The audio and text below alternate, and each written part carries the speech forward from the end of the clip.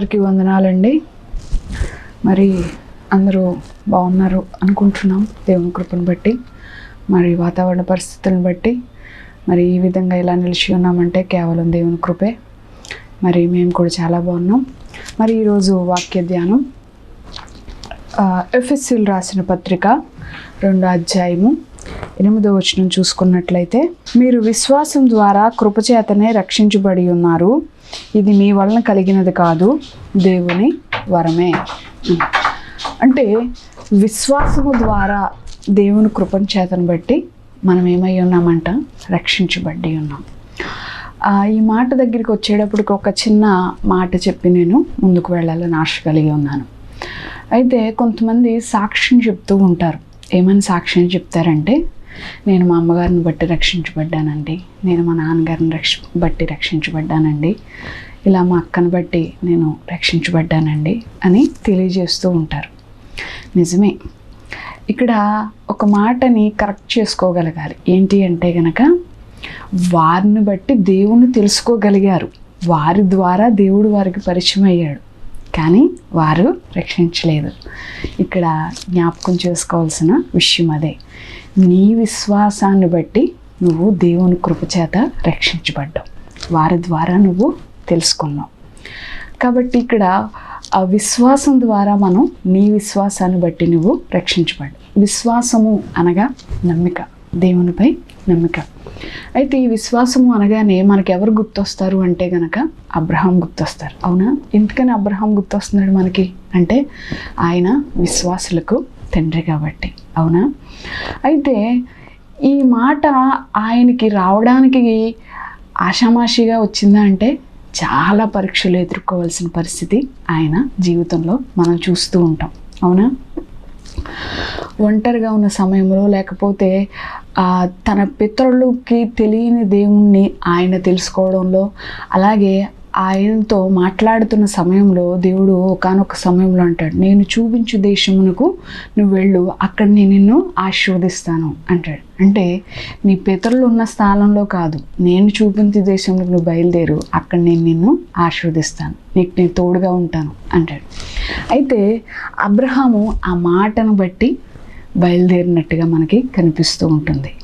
ఆ మాటను నమ్మి ఆయన యందు నమ్మికతో నడిచినట్లుగా మనకి కనిపిస్తూ ఉంటుంది. ఇలా ఎన్నో సందర్భాల్లో అబ్రహాము యొక్క విశ్వాసం ఆయన గణపరుచుకున్న వ్యక్తిగా మనకి కనిపిస్తూ ఉంటాడు. మరి మన జీవితంలో అటువంటి విశ్వాసం మన జీవితంలో ఉందండి అంటే గనక, అది ఎంతవరకు అంటే గనక, దేవుని ద్వారా కార్యము పొందిన వెంటనే మనకు కూడా అలాంటి విశ్వాసమే కలుగుతుంది. మరొకసారి కార్యం జరగకపోతే ఆ విశ్వాసం ఉంటుందా? ముందున్న విశ్వాసం అప్పుడు ఉంటుందా? కార్యం జరగకపోయినా, కార్యం ఆలస్యమైనా విశ్వాసం ఏమైపోతుంది? కనుమరుగైపోతున్న పరిస్థితులు కనిపిస్తున్నాయి. కానీ అబ్రహాం జీవితంలో అలా కాదు. ఏ పరిస్థితులు అయినా సరే దేవుని మీద ఆధారపడడం మొదలుపెట్టాడు. ఆధారపడమే కాకుండా ప్రతి విషయంలో దేవుణ్ణి అడిగి పొందుకున్నట్లుగా కనిపిస్తూ ఉంటుంది. ఒకానొక సమయంలో కుమారుడు లేడని ఆ దేవుణ్ణి అడిగినప్పుడు అక్కడ వాగ్దాన పుత్రుడిని దయచేస్తాను అన్నాడు. అబ్రహాము నిరీక్షణతో వేచి చూశాడా లేదా? చూశాడు. కుమారుని పొందుకున్నాడు. కుమారుని పొందుకున్న తర్వాత మరలా అదే కుమారుణ్ణి నువ్వు నాకు తీసుకొచ్చి బలివ్వు అంటారు. ఇక్కడ వెంటనే ఒక మాట మనలాంటి వాళ్ళ జీవితంలో అయితే ఒక మాట వచ్చేస్తుంది. ఏంటి అంటే, అదేంటి ప్రభువా, లేక కుమారుణ్ణి ఇచ్చావు, మళ్ళీ అదే కుమారుణ్ణి తిరిగి నీవు బలిమ్మంటనో, ఇది ఎంతవరకు న్యాయం, ఎంతవరకు కరెక్ట్ అసలు ఇది అని చెప్పి వాదులాట పెట్టినట్టుగా కనిపిస్తూ ఉంటుంది. కానీ అక్కడ అబ్రహాము ఇలాంటి డిస్కషన్ ఏమీ తీసినట్టుగా కనిపించదు మనకి. మాట్లాడకుండా కుమారుని బలివ్వడానికి సిద్ధపడిపోతున్న పరిస్థితులు ఉంటాయి. కొండ దగ్గరికి తీసుకెళ్ళిపోతాడు, అక్కడ బలిపీఠం కట్టేస్తాడు, ఆ బలిపీఠం మీద ఇస్సాకును పరుండు పెడతాడు, కత్తెత్తే వరకు కూడా పరీక్షిస్తూనే ఉంటాడు దేవుడు. అప్పుడు దూత భయపడుతుంది, అబ్రహామా కంగారు పడుతుంది దూత, ఎక్కడ కత్తి ఇస్సాకు మీద పడిపోతుందో అని. కానీ అంత పరీక్షలో ఎదుర్కొన్నప్పటికీ కూడా విజయం సాధించిన వ్యక్తిగానే అబ్రహాం కనిపిస్తాడు. దేవుడు ఎన్నిసార్లు పరీక్షించినప్పటికీ కూడా తన యొక్క విశ్వాసంతో ఆ పరీక్షలో విజయం సాధించిన వ్యక్తిగానే మనకి అబ్రహాం కనిపిస్తాడు. ఈరోజు మన జీవితంలో కూడా అటువంటి విశ్వాసాన్ని కలిగి ఉన్నవారిగా మనం ఉండగలగాలి. మరి అటువంటి విశ్వాసాన్ని మనం పొందుకోగలగాలి అంటే గనక ఎలాంటి విషయాల్లో అటువంటి విశ్వాసాన్ని మనం పొందుకోగలుగుతాం అంటే గనక ఇక్కడ ఆ అబ్రహాము వలె కాకుండా ఇంకను పాత నిబంధన గ్రంథంలో అనేక మంది యోధులు మనకి విశ్వాస యోధులు మనకి కనిపిస్తూ ఉన్నారు.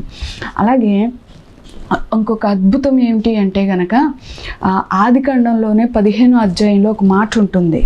చూడండి, నేను మీకు చూపించాలని ఆశ కలిగి ఉన్నాను. ఆదికాండము 15వ అధ్యాయము 5-6 వచనాలు చూసినట్లయితే, మరియు ఆయన వెలుపలికి అతను తీసుకుని వచ్చి, నీవు ఆకాశం వైపు తేరి చూచి నక్షత్రములు లెక్కించుటకు నీ చేతనైతే లెక్కించమని చెప్పి నీ సంతానం అలాగునను చెప్పెను. అతడు యెహోవాను నమ్మెను, ఆయన అది అతనికి నీతిగా ఎంచెను. అబ్రహాము ఒకవేళ గుడారంలో ఉన్నాడేమో, బయటికి పిలిచంట దేని వైపు చూపిస్తున్నాడంట? దేవుడు ఆకాశం వైపు చూపిస్తున్నాడు. ఆకాశంలో అబ్రహాంకి ఏం కనిపిస్తున్నాయంట? నక్షత్రం. నువ్వు లెక్కించగలవా అంటే నా వల్ల అవ్వదు అని. ఆ నక్షత్రములు ఎంత విస్తారంగా ఉన్నాయో నీ సంతానం అత్యధికంగా అభివృద్ధి చెందుతుంది అంటున్నాడు. ఈరోజు మనం కూడా అబ్రహాం సంతానమేనండి. అదేంటండి, మనం ఎలా అబ్రహాం సంతానమైన? అబ్రహాం యూదులకు చెందినవాడు కదండి అంటే గనక శరీరమైన సంతానం కాదు, కానీ మనం ఆత్మ సంబంధమైన సంతానం. ఆయన విశ్వాసులకు తండ్రి. ఒకవేళ నీవు నేను పరిపూర్ణమైన విశ్వాసంతో ఉంటే గనక మనం కూడా ఆయన బిడ్డలమే. కాబట్టి ఆయన సంతానంగానే మనం కూడా రూపుదిద్దుకోబడుతున్నాం. కాబట్టి ఇక్కడ అబ్రహాం సంతానాన్ని దేవుడు ఆశీర్వదిస్తానంటున్నాడు. నీ విశ్వాసం ఒక్కసారి నీవు దేవుని నమ్మి చూస్తే గనక నీ పట్ల దేవుని యొక్క ఆశీర్వాదం మెండుగా నీ మీద ఉండబోతుంది.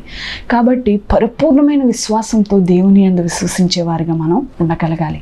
ఆ పరిపూర్ణమైన విశ్వాసం అబ్రహాం జీవితంలోంచి మనం చూస్తూ ఉన్నాం. అలాగే హెబ్రీలు రాసిన పత్రికలో కూడా ఒక మాట ఉంటుంది, చూపిస్తాను చూడండి. హెబ్రీలు రాసిన పత్రిక 11వ అధ్యాయము 6వ వచనం చూసినట్లయితే, విశ్వాసం లేకుండా దేవునికి ఇష్టడై ఉండుట అసాధ్యము. నువ్వు దేవునికి ఇష్టానుసారమైన జీవితాన్ని కలిగి నువ్వు దేవునికి ఇష్టడుగా బ్రతికి ఉండాలంటే నీ జీవితంలో మొదట మెట్టుగా ఉండవలసింది ఏంటంట? దేవునిపై పరిపూర్ణమైన నమ్మిక, పరిపూర్ణమైన విశ్వాసంతో దేవుని వెతికే వారిగా మనం ఉండగలగాలి. అలాగే ఈ 11వ అధ్యాయంలో అనేక మంది విశ్వాస యోధులు మనకి కనిపిస్తూ ఉంటారు. ఎంతమంది అంటే కనుక మీరు 11వ అధ్యాయంలో పూర్తిగా చదువుకున్నట్లయితే, మీరు ఇంటి దగ్గర ఒకసారి తీసి ఓపెన్ చేసి చదివినట్లయితే అనేక మంది విశ్వాస యోధులు మనకి కనిపిస్తూ ఉంటారు. నేను ఒకరిద్దరిని నేను మీకు చూపిస్తాను చూడండి. 4వ వచనం 11వ అధ్యాయము 4వ వచనం చూసుకున్నట్లయితే, విశ్వాసమును బట్టి హేబేలు కయ్యోను కంటే శ్రేష్టమైన బలి దేవునికి అర్పించెను. దేవుడు అతని అర్పణల గూర్చి సాక్ష్యం ఇచ్చినప్పుడు అతడు ఆ విశ్వాసమును బట్టి నీతి అంతటిని సాక్ష్యము పొందెను. అతడు మృతి పొందియు ఆ విశ్వాసం ద్వారా మాట్లాడుచున్నాడు. విశ్వాసం బట్టి హానోకు మరణము చూడకుండునట్లు కొనిపోయెను. అతడు కొనుపోబడక మునుపు దేవునికి ఇష్టుడై ఉండెను, సాక్ష్యము పొందెను. కాగా దేవుడు అతని కొనిపోయెను గనక అతడు కనపడలేదు. ఇలా విశ్వాస యోధులు మనకి కనిపిస్తూ ఉంటారు. విశ్వాసాన్ని బట్టే ఇక్కడ వాళ్ళు వారి యొక్క సాక్ష్యాన్ని బట్టి ఇక్కడ మెన్షన్ చేయడం జరిగింది. ఇలా హేబేలు, హానోకు, ఇంకా కిందకు వచ్చేటప్పటికి అనేక మంది భక్తులు మనకి ఇక్కడ కనిపిస్తూ ఉన్నారు. అయితే పౌలు భక్తుడు అంటున్నాడు, ఇంతమంది విశ్వాస యోధులు ఉన్నారు. 11వ అధ్యాయం హెబ్రీలు రాసిన పత్రికలో 11వ అధ్యాయంలో ఇంతమంది విశ్వాస యోధులు ఉన్నారు, కానీ వీళ్ళెవరిని ఫాలో అవ్వమని చెప్పట్లా అపోస్తుడైన పౌలు. మరి ఎవరిని ఫాలో అవ్వమంటున్నారు అంటే గనక 12వ అధ్యాయంలో కనిపిస్తున్నా చూడండి. 12వ అధ్యాయంలో 2వ వచనం చూసుకున్నట్లయితే, మనము కూడా ప్రతి భారమును సులువుగా చిక్కులు పెట్టు పాపమును విడిచిపెట్టి విశ్వాసమునకు కర్తయు దాన్ని కొనసాగించువాడైన యేసు వైపు చూచుచు మన ఎదుట ఉంచబడిన పందెములో ఓపికతో పరిగెత్తెదము. ఆయన మన ఎదుట ఉంచబడిన ఇక్కడ ఏం చేయాలంట? ఓపికతో పరుగు పెట్టాలంట. ఎవరిని ఫాలో అవ్వమంటున్నారు? ఇక్కడ ఎవరిని వెంబడించాలి? 11వ అధ్యాయంలో అంతమంది యోధులు ఉన్నారు. దాన్ని చూడండి, సులువుగా చిక్కులు పెట్టు పాపమును విడిచిపెట్టి విశ్వాసమునకు కర్తయు దాన్ని కొనసాగించువాడైన యేసు వైపు చూచుచు మన ఎదుట ఉంచబడిన ఈ పందెంలో ఏం చేయాలంట? ఓపికతో పరుగు పెట్టాలి. ఈ పందెం ఏంటి అంటే గనక లోకము. ఈ లోకంలో ఈ లోకయాత్ర ముగించే లోపే ఈ లోకంలో మనం ఏం చేయాలి? ఓపికతో పరుగు పెట్టాలి. అంటే మన విశ్వాసాన్ని కాపాడుకుంటూ మన భక్తి జీవితాన్ని చేతపట్టుకుని దేవుని యందు నిరీక్షణతో ఆయన వైపు చూచుచూ మనం ఈ లోకంలో మన లోకయాత్రను ముగించేవారుగా ఉండగలగాలి. మరి అప్పుడు విజయం ఎప్పుడు వస్తుందండి అంటే గనక ఆయన సముఖంలో, ఆయన ఎదుట, ఆయన మహిమలో నిలిచి ఉన్నప్పుడు మనం విజయవంతులం అవుతాం. కాబట్టి ఈ లోకంలో ఉన్న ఈ జీవితాంతము కూడా మనం ఏం చేయాలి? ఓపికతో, మన ముందుంచబడిన పందెంలో ఏం చేయాలి? ఓపికతో పరుగు పెట్టాలి. విశ్వాసమునకు కర్తయు దాన్ని కొనసాగించుచున్న క్రీస్తు వైపు చూచుచూ మనం ఏం చేయాలి? ఓపికతో పరుగు పెట్టేవారుగా మనం ఉండగలగాలి. అలాగే ఇదే 11వ అధ్యాయం, హెబ్రీయులు రాసిన 11వ అధ్యాయంలో మొదటి వచనంలో చూసినట్లయితే, విశ్వాసం అన్నది నిరీక్షించబడి వాటి యొక్క నిజ స్వరూపమును అదృశ్యమైనవి ఉన్నవనుటకు రుజువునై ఉన్నది. విశ్వాసం ఏంటంట? నిరీక్షించబడి ఉన్న వాటి యొక్క నిజస్వరూపం. అవును, నిరీక్షణతో నీవు దేవుని వైపు చూస్తూ కనుక అది రుజువై ఉన్నది. కాబట్టి మన యొక్క విశ్వాసంతో, నిరీక్షణతో ఆయన వైపు మనం చూచేవారిగా మనం ఉండగలగాలి. మరి ఇటువంటి విశ్వాస జీవితంలో, ఇటువంటి విశ్వాసాన్ని మనం కాపాడుకుంటూ ఈ లోకంలో పరుగు పెడుతూ ఉన్న సమయంలో మరి మన యొక్క విశ్వాస జీవితంలోనూ ఇంకనూ అనేకమైన లక్షణాలను మనం కలిగి ఉండాలి. ఏంటి అంటే కనుక మన యొక్క భక్తి జీవితంలో అబ్రహాము యొక్క విశ్వాసాన్ని ఎప్పుడు కూడా మనం ఏం చేస్తాం? ఒక కోణంలోనే చూస్తాం. ఏంటి ఆ కోణం అంటే కనుక దేవుని మాటకు విధేయుడు ఉన్నాడు, దేవుని యందు నమ్మిక ఉంచి ఉన్నాడు, అలాగే ఆ దేవుని కొరకు ఏ పనైనా చేయడానికి సిద్ధపడి ఉన్నాడు అని చెప్పి అబ్రహాం జీవితంలోంచి, ఈ కోణంలోంచి విశ్వాసాన్ని మనం చూస్తూ ఉంటాం. కానీ ఇంకనూ మన జీవితంలో అనేక విశ్వాస క్రియల ద్వారా మన యొక్క విశ్వాసాన్ని వెల్లడిపరచగలగాలి. మన యొక్క భక్తి జీవితంలో ఈ విశ్వాస క్రియలు మన జీవితంలో చూపించినప్పుడు మాత్రమే మన యొక్క భక్తి జీవితంలో ఒక స్టాండ్, ఒక మెట్టు ఎక్కిన వారముగా మనం ఉండగలుగుతాం. మరి ఏంటండి ఆ విశ్వాసం ఏంటండి అంటే గనక 5 రకాల విశ్వాసాలు మనం చూపించగలగాలి. ఏంటి అంటే గనక మొదటిది సహించే విశ్వాసాన్ని మనం కలిగి ఉండాలి. ఏ విశ్వాసాన్ని అంట? సహించే విశ్వాసాన్ని మనం కలిగి ఉండాలి. యాకోబు రాసిన పత్రికలో 1వ అధ్యాయము 12వ వచనంలో చూసుకున్నట్లయితే, శోధన సహించువాడు ధన్యుడు, అతడు శోధనకు నిలిచిన వాడై ప్రభువు తాను ప్రేమించు వారికి వాగ్దానం చేసిన జీవ కిరీటము పొందును. ఇక్కడ దేనంట? శోధన సహించిన వాడు ధన్యుడు, అతను శోధనకు నిలిచిన వాడై ప్రభువు తాను ప్రేమించు వారికి వాగ్దానం చేసిన జీవ కిరీటము పొందును. శోధన సహించిన వారికి ఏముందంట? వాగ్దానంతో కూడిన జీవ కిరీటము దేవుడు దయచేయబోతున్నాడంట. మరి నువ్వు ఎలాంటి విశ్వాసాన్ని కలిగి ఉన్నావు అంటే శోధన సహించే విశ్వాసంలోకి నువ్వు నడిపింపబడాలి. అవును, కొన్నిసార్లు మన జీవితంలో శోధన ఎదురైంది అంటే గనక ఆ శోధన నుంచి పారిపోయడమో లేకపోతే అక్కడ దాన్ని విడిచిపెట్టేసి మనం పక్కకు తప్పుకోవడమో జరుగుతూ ఉంటుంది. లేదు, శోధన అనే పరీక్ష నీకు ఎదిరినప్పుడు దాంట్లో విజయాన్ని సంపాదించే వ్యక్తి కలిగిన వానిగా నువ్వు ఉండగలగాలి. ఇక్కడ అందుకే శోధన సహించిన వారు ధన్యులు, వారికి ఏమి ఇవ్వబడుతుందంట? జీవ కిరీటం ఇవ్వబడుతుంది. మన జీవితంలో శోధన వచ్చినప్పుడు దాన్ని ధైర్యంగా మన యొక్క భక్తి జీవితంలో ఎదుర్కొనే వారిగా ఉండాలి. దాని నుండి పారిపోయేవారుగా లేకపోతే దాన్ని విడిచిపెట్టేసి పక్కకు వెళ్ళిపోయేవారుగా మనం ఉండకూడదు.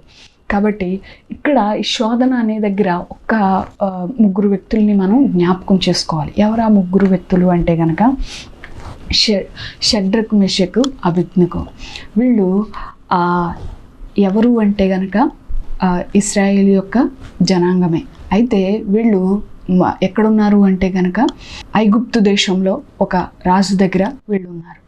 అయితే ఇలాంటి సమయంలో రాజు వీళ్ళకు ఒక శోధనతో కూడిన పరీక్ష అని చెప్పుకోవాలి. ఏంటి ఆ పరీక్ష? వీళ్ళకి పెట్టిన పరీక్ష ఏంటి అంటే కనుక, ఏంటి ఆ పరీక్ష అంటే, నువ్వు విగ్రహాన్ని మొక్కి మీ పని మీరు చూసుకోండి అంటున్నాడు. అంతేనా రాజు అన్నది? ఇంకేమైనా అన్నాడా? లేదు, అక్కడ ఉన్న ప్రతిమకు మీరు మొక్కండి, మీ పని మీరు చేసుకోండి అన్న. వీళ్ళు ఈ యవనస్తులు ఏమంటున్నారు? మేము ఆ ప్రతిమకు మొక్కం, మీరు ఏ పని చెప్పినా మేము చేస్తాం అంటున్నారు. అవునా? కానీ రాజు ఏమంటున్నాడు? ప్రతిమకు మాత్రమే మీరు మొక్కండి, మీ పని మీరు చేసుకోండి. వీళ్ళు ఏమంటున్నారు? ప్రతిమకు మాత్రం మొక్కు అంటున్నారు. మరి ఏంటి శిక్ష? ఏంటి? ప్రతిమకు మొక్కకపోతే అక్కడ ఉన్న శిక్ష ఏంటి అంట? అగ్నిగుండంలో పారవేయబడ్డం. మరి ఇక్కడ ఎప్పుడైతే వీరు రాజు ఆజ్ఞను మీరినట్లయితే, అంటే ఆ ప్రతిమకు మొక్కలేదో, వీళ్ళని తీసుకెళ్ళి ఎక్కడ వేసారంట? అగ్నిగుండంలో వేసారంట. వేసేసిన వెంటనే రాజు చూసినప్పుడు అంటే అగ్నిగుండంలో ఎంతమంది కనిపిస్తున్నారంట? 4 కనిపిస్తున్నారంట. వేసింది ఎంతమందిని? 3. కానీ అక్కడ కనిపిస్తున్న వారు ఎంతమంది? 4 కనిపిస్తున్నారు. అంటే వీళ్ళతో 4వ వాడిగా ఉన్నవాడు దేవుడే. అవును, ఈరోజు నీకు శోధనలో ఉన్నప్పుడు నిన్ను విడిచిపెట్టేసేవాడు దేవుడు కాదు, నిన్ను ఎడబాపేవాడు దేవుడు కాదు. కాబట్టి ఆ శోధనలో నీతో నిలిచి ఉన్నవాడు దేవుడు. కాబట్టి ఆ శోధన సహించేవారుగా మనం ఉన్నప్పుడు దేవుని కృప మనపై ఉంటుంది, దానికి తగిన ఆశీర్వాదం కూడా మనం పొందుకోగలుగుతాం. కాబట్టి సహించే విశ్వాసంలోకి మనం నడిపింపబడాలి. శోధన చూసి భయపడి పారిపోయేవారుగా కాకు, దాని యందు నిలిచి జీవ కిరీటాన్ని పొందుకునేటి ధన్యకరమైన జీవితాన్ని మనం సంపాదించేవారుగా మనం ఉండగలగాలి. మొదటిది ఏంటంటే సహించే విశ్వాసాన్ని, శోధన సహించే విశ్వాసాన్ని మనం కలిగి ఉండాలి. రెండోది జయించే విశ్వాసాన్ని మనం కలిగి ఉండాలి. రెండోది ఏంటంటే జయించే విశ్వాసం. యోహాను రాసిన మొదటి పత్రిక చూడండి. యోహాను రాసిన మొదటి పత్రిక 5వ అధ్యాయము 4వ వచనం చూసినట్లయితే గనక, దేవుని మూలంగా పుట్టిన వారందరూ లోకమును జయించుదురు, లోకమును జయించిన విజయము మన విశ్వాసమే. దేవుని మూలంగా పుట్టిన వారందరూనంట దేన్ని జయిస్తారంట? లోకమును జయించుదురు, లోకమును జయించిన విజయము మన విశ్వాసమే. అవును, మనం లోకమును జయించేవారిగా ఉండాలి. కానీ కొన్ని పరిస్థితుల్లో మనలో ఉన్న పరిశుద్ధాత్ముడు వీక్గా ఉండటం వల్ల లోకంలో పడిపోతున్న వారిగా మనం కనిపిస్తూ ఉన్నాం. అవునా? మరి పడిపోవడానికి గల కారణం ఏంటండి? పరిశుద్ధాత్ముడు వీక్ అవ్వడానికి గల కారణం ఏంటండి అంటే కనుక, ఇక్కడ ఒక చిన్న ఉదాహరణ చెప్పి నేను ముందుకు వెళ్తాను. ఏంటి అంటే కనుక, ఇప్పుడు చూడండి, మన ఇంట్లో బాబు పాప స్కూల్కి వెళ్తారు. ఇప్పుడు ఒక 20 మినిట్స్ వాళ్ళకి స్కూల్లో ప్రేయర్ జరుగుతుంది. ఆ 20 మినిట్స్లో వీళ్ళు గ్రౌండ్లో నిలబడి ఆ ప్రేయర్లో ప్రతి ఒక్కరూ కూడా నిలబడాలి. అవునా? మన వాడు ఏ ఫుడ్ తీసుకోకుండా ఇలా గ్రౌండ్లో నిలబడ్డాడు అనుకోండి, ఆ ఎండను తట్టుకోగలడా? ఇప్పుడు ఎండలు ఎలా ఉన్నాయి? భయంకరంగా ఉన్నాయి కదా. మరి ఎలా తట్టుకోగలడా? లేదు, వెంటనే కళ్ళు తిరిగి పడిపోతాడు. ఒకవేళ దానికి తగిన ఆహారం తీసుకుని, ఫుడ్ సరిగ్గా తీసుకుని ఆ అబ్బాయి వెళ్తే, ఆ అబ్బాయి 20 మినిట్స్ బేర్ చేయగలడా? లేదా? చేయగలడు. అంటే వాడి బాడీకి కావాల్సిన స్టామినా అంతా వాడికి అందించి సరైన ఫుడ్ పెట్టి వాడిని పంపించి అక్కడ నిలబెడితే ఆ 20 నిమిషాలు కూడా నిలబడగల సామర్థ్యం మన కుమారుల్లో ఉంది. అవును కదా? అలాగే నువ్వు ప్రతిరోజు ప్రార్థనతోనూ వాక్యముతోనూ నిన్ను నీవు నింపుకున్నప్పుడు పరిశుద్ధాత్ముడు నీలో కూడా అంతే స్ట్రాంగ్నెస్ని కలిగి ఉంటాడు. ఒక్కొక్కసారి మన జీవితంలో పోరాటం ఎదురవుతూ ఉంటుంది. ఒక్కొక్క దానిపైన మనం ఆకర్షితులమయ్యి దాన్ని చేజిక్కించుకునే ప్రయత్నం చేసినప్పుడు ఆ శరీరం అంటుంది, నీకు ఇష్టమైంది కదా తీసుకో, ఏం పర్లేదు అంటుంది. ఆత్మ అంటది, పరిశుద్ధాత్ముడు అంటాడు, ఏయ్ నువ్వు ఆజ్ఞను మీరుతున్నావు, అది చాలా తప్పు, ఇది ఆ దేవుని ఆజ్ఞను మీరని పాపంలోకి వస్తుంది, జాగ్రత్త అన్నప్పుడు ఇక్కడ పరిశుద్ధాత్ముడికి శరీరానికి మధ్య వాగ్దోదం జరుగుతున్న పరిస్థితులు ఉన్నాయి. ఇలాంటి టైంలో పరిశుద్ధాత్ముడు వీక్గా ఉన్నాడు అనుకోండి, ఏది గెలుస్తుంది? శరీరమే గెలుస్తుంది. లోకంలో నువ్వు పడిపోతున్న పరిస్థితి కనిపిస్తుంది. ఒకవేళ పరిశుద్ధాత్ముడు స్ట్రాంగ్గా ఉన్నాడు అనుకోండి, శరీరం ఓడిపోతుంది. నువ్వు ఆత్మీయతలో బలపడిన వ్యక్తిగా, పరిశుద్ధాత్మను కలిగిన వ్యక్తిగా, నువ్వు ఆ పాపాన్ని జయించిన వ్యక్తిగా, లోకమును జయించిన వ్యక్తిగా నువ్వు ఉంటావు. కాబట్టి లోకాన్ని మనం జయించగలగాలంటే మొదట మనలో పరిశుద్ధాత్ముడు స్ట్రాంగ్గా ఉండాలి. కాబట్టి ప్రార్థనతో వాక్యంతో నిరంతరము మనల్ని మనం ఫిల్టరైజేషన్, నూతన ఆత్మతో మనం నిరంతరము పొందుకున్న వారుగా మనం ఉండగలగాలి. అప్పుడు మాత్రమే లోకమును జయించేవారుగా ఉండగలుగుతాం. కాబట్టి ఇక్కడ జయించే విశ్వాసాన్ని నువ్వు కలిగి ఉండాలంటే, లోకమును జయించే విశ్వాసాన్ని నువ్వు కలిగి ఉండాలంటే పరిశుద్ధాత్మలో నువ్వు స్ట్రాంగ్నెస్ని కలిగి ఉండగలగాలి. అలాగే మూడవదిగా గొప్ప కార్యములు చేపట్టే విశ్వాసాన్ని మనం కలిగి ఉండాలి. ఏంటంటే గొప్ప కార్యములను చేపట్టే విశ్వాసాన్ని. గొప్ప కార్యములు చేపట్టడం ఏంటండి అంటే గనక ఒక వ్యక్తిని మీకు నేను పరిచయం చేస్తాను. పాత నిబంధన గ్రంథంలో న్యాయాధిపతుల గ్రంథంలో మనకి దెబోరా అనే ఒక ప్రవక్తని మనకి కనిపిస్తుంది. ఈమె లేడీ ప్రవక్తని. అయితే ఈమె దేవునికి ప్రార్థన చేస్తుంది. ఏంటి ప్రార్థన అంటే కనుక వీళ్ళు కానాను దేశంపై సిసీరాపైకి యుద్ధానికి వెళుతున్నప్పుడు దెబోరా దేవుని సన్నిధిలో మొరపెడుతుంది. మేము యుద్ధానికి వెళ్ళబోతున్నాం, మరి నీ చిత్తం అయితే మాకు విజయాన్ని దయచేయని చెప్పి ప్రార్థిస్తూ ఉంటుంది. దేవుడు ఇప్పుడు అంటాడు, ఇక్కడ మీరు వెళ్ళండి, యుద్ధం చేయండి, యుద్ధము మీదే, విజయము మీదే అని దెబోరాకి దేవుడు ముందుగానే తెలియజేస్తాడు. అదే విషయం వచ్చి బారాకుకు, ఇశ్రాయేలు యొక్క సైన్యాధిపతి అనమాట బారాకు, కానాను దేశపు సైన్యాధిపతి సిసిరా. అయితే ఈ బారాకు దగ్గరికి వచ్చి దెబోరా తెలియజేస్తుంది, దేవుడు ఆల్రెడీ మనకు విజయం ఇస్తానని మాట ఇచ్చాడు, కాబట్టి నువ్వు భయపడాల్సిన అవసరం లేదు, ఒక్కసారి నువ్వు నిలబడి చూడు, విజయం మనకే వస్తుంది అంటాడు. బారాకు నమ్ముతాడా దెబోరా మాటలు? నమ్మడు. ఏమంటాడంటే చాలా ఒక మాటలో చెప్పాలంటే ఎలా అంటాడంటే, వెనకాలండి చెప్పడం ఈజీయే, అక్కడ నిలబడి యుద్ధం చేసేవారికి తెలుస్తుంది, సో నేనైతే నిలబడలేను. ఎందుకంటే వాళ్ళు 20 అడుగులు ఎత్తుగలిగిన సామర్థ్యం కలిగిన వ్యక్తులు, ఆషామాషి వ్యక్తులేమీ కాదు. ఇంత సామర్థ్యం కలిగిన వ్యక్తిని ఇంత చిన్న సైన్యంతో వెళ్ళి ఓడించడం అసాధ్యమైన పని. కాబట్టి నువ్వు చెప్పడం ఈజీయే, కానీ అది చేయడం చాలా కష్టతరం.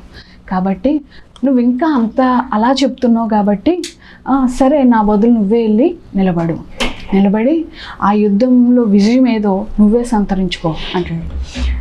దెబోరాతో ఎప్పుడైతే బారాకు ఈ మాట అన్నాడో, దెబోరా ఎవరిని బట్టి నిలబడగలిగిందండి యుద్ధంలో? ఈమె లేడీ అయినప్పటికీ కూడా సైన్యాధిపతిగా అక్కడ నిలబడడం జరుగుతుంది. ఎవరిని బట్టి నిలబడగలిగింది అంటే కనుక దేవుడు ఆల్రెడీ మాట ఇచ్చాడు. ఏమని? యుద్ధంలో విజయము మీదే. ఆ మాటని పరిపూర్ణంగా ఆమె నమ్మింది, విశ్వసించింది కాబట్టే దెబోరా అక్కడ నిలబడడానికి కారణమయ్యింది. అవును కదా? మరి నిలబడింది, విజయం పొందుకుంది. సిసిరా దెబోరా చేతిలో ఓడిపోవడం జరిగింది, విజయం ఇశ్రాయేలుకి వచ్చేసింది.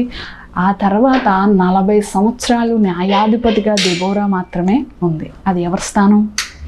నమ్మి ఉంటే బారాకుదా స్థానం.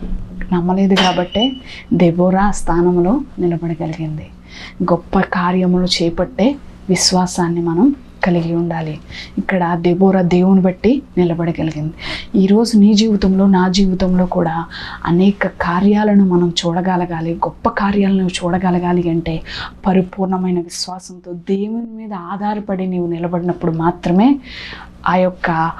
ఈ గొప్ప కార్యాలను చూసే ఈ సామర్థ్యాన్ని మనం కలిగి ఉంటాం. అలాగే మరొక మాట ఏంటి అంటే కనుక, గొప్ప కార్యములను, గొప్ప వాటిని విడిచిపెట్టే విశ్వాసాన్ని కూడా కలిగి ఉండాలి. ఇదేంటి? గొప్ప కార్యములు చేపట్టే విశ్వాసం, గొప్ప వాటిని విడిచిపెట్టే విశ్వాసం. 4వది. మరి ఇది ఎలా అండి అంటే కనుక, హెబ్రీయులకు రాసిన పత్రిక 11వ అధ్యాయంలో 24వ వచనం చూసుకున్నట్లయితే, మోషే పెద్దవాడైనప్పుడు విశ్వాసను బట్టి ఐగుప్తు ధనము కంటే క్రీస్తు విషయమైన నింద గొప్ప భాగ్యమని ఎంచుకుని అల్పకాలము పాపభోగం అనుభవించడం కంటే దేవుని ప్రజలతో శ్రమ అనుభవించడం మేలని యోచించి ఫరో కుమార్తె యొక్క కుమారుడు అనిపించుకొనుటకు ఒప్పుకొనలేదు. ఎలయనగా అతని ప్రతిఫలంగా కలగబో బహుమానమందు దృష్టి ఉంచెను. అంటే ఫరో కుమార్తె కుమారుడుగా మోషే ఉండడానికి ఒప్పుకోలేదంట. మరి ఎవరుగా ఉండడానికి ఒప్పుకున్నాడు? ఇశ్రాయేల్ ప్రజలతో శ్రమ అనుభవించడమే నాకు మేలు. ఆ ఐగుప్తు రాజ్యంలో, ఐగుప్తు రాజమందిరంలో ఉండి ఫరో కుమార్తె యొక్క కుమారుడు అనిపించడం అంటే రాజభోగాలు అనుభవించడం కంటే ఎవరితో శ్రమ అనుభవించడం మేలు అంటున్నాడు. ఇశ్రాయేల్ ప్రజలతో, ఇశ్రాయేల్ బిడ్డగా ఉండి అక్కడ శ్రమ అనుభవించడం నాకు మేలు, అది గొప్ప భాగ్యము, గొప్ప బహుమానము అని చెప్పి అంటున్నాడు. అంటే ఇక్కడ దేన్ని విడిచిపెట్టేశాడండి? దేవుని బిడ్డ అనబడటం కొరకు తనకున్న రాజ్యభోగాలన్నీ విడిచిపెట్టేశాడు. అంటే గొప్ప వాటిని విడిచిపెట్టిన వ్యక్తిగా మోషే మనకి కనిపిస్తున్నాడు. అంటే మన జీవితంలో కూడా కొన్నిసార్లు లోకమా దేవుడా అన్న పరిస్థితి వచ్చినప్పుడు దేని వైపు మొగ్గు చూపుతున్నాము అంటే గనక సమాజాన్ని కూడా దృష్టిలో ఉంచుకోవాలి కదండి, వీళ్ళు అయిన వాళ్ళు కదండి, వీళ్ళు కావాల్సిన వాళ్ళు కదండి అనుకుంటూ లోకాన్ని బట్టి మనం అడుగులు వేస్తున్న వారుగా ఉంటున్న పరిస్థితులు ఉంటాయి. అంటే ఇక్కడ దేవునికి ప్రాధాన్యత ఇచ్చిన వారుగా మనం ఉండగలిగినప్పుడు గొప్ప వాటిని చేపట్టే విశ్వాసాన్ని మనం కలిగి ఉంటాం. అవునా? దేవుని కొరకు నువ్వు ఏది విడిచిపెట్టినప్పటికీ కూడా అది వ్యర్థంగా పోదు, తిరిగి రెండంతలుగా నీకు దేవుడు దయచేస్తాడు. అవునా? కాబట్టి మనం దేవుని కొరకు విడిచిపెట్టే విశ్వాసాన్ని కూడా మనం కలిగి ఉండాలి. అలాగే చివరగా సిగ్గుపడని విశ్వాసాన్ని మనం కలిగి ఉండాలి. చూడండి, పేతురు రాసిన మొదటి పత్రిక 4:16 చూసుకున్నట్లయితే, ఎవడైనాను క్రైస్తవుడైనందున బాధ అనుభవించిన ఎడల అతడు సిగ్గుపడక ఆ పేరును బట్టి దేవుణ్ణి మహిమపరచవలెను. ఏం చేయాలంట? సిగ్గుపడక దేవుణ్ణి మహిమపరచగలగాలి అంట. అంటే ఈరోజు దేవుని సన్నిధికి రావాలంటే కొంతమంది సిగ్గుపడుతూ ఉంటారు. బైబిల్ పట్టుకుని సమాజంలోంచి దేవుని మందిరానికి రావాలంటే సిగ్గుపడుతూ ఉంటారు. దేవుని నమ్మాను అని చెప్పడానికి సిగ్గుపడుతూ ఉన్న పరిస్థితులు కనిపిస్తూ ఉంటాయి. నువ్వు ఇప్పుడే సిగ్గుపడ్డావు అంటే రానున్న దినములు భయంకరములై ఉన్నాయి. అప్పుడు మన పరిస్థితి ఏంటో ఒక్కసారి ఆలోచించుకోగలగాలి. అవునా? కాబట్టి జాగ్రత్త. దేవుని విషయంలో సిగ్గుపడేవారుగా కాదు, ధైర్యం కలిగిన వారుగా దేవుని గురించి చెప్పే అట్టి కృపను మనం కలిగి ఉన్నవారుగా ఉండగలగాలి.